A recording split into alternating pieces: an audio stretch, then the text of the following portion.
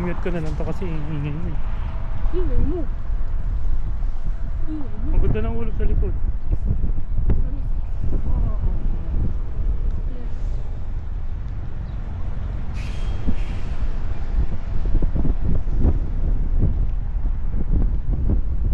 Nandito kami ngayon sa Canada.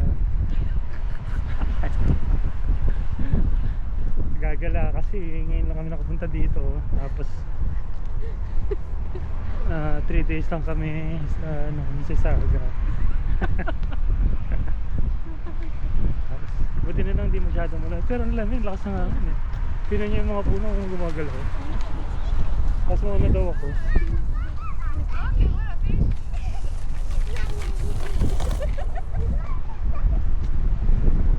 Tapos kita niyo yung mga yung ulap, iba-iba yung kulay. Kasi yung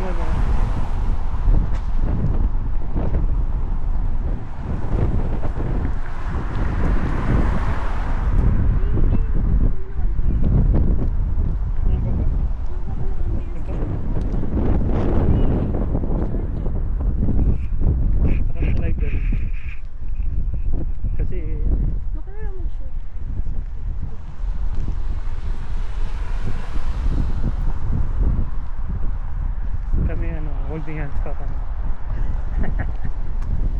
HHWW. Kasi shy types issue. Kaya ako na lang bahala mag-isa holding hands sa sarili. Ano mo yan? Sige na, paalam na sa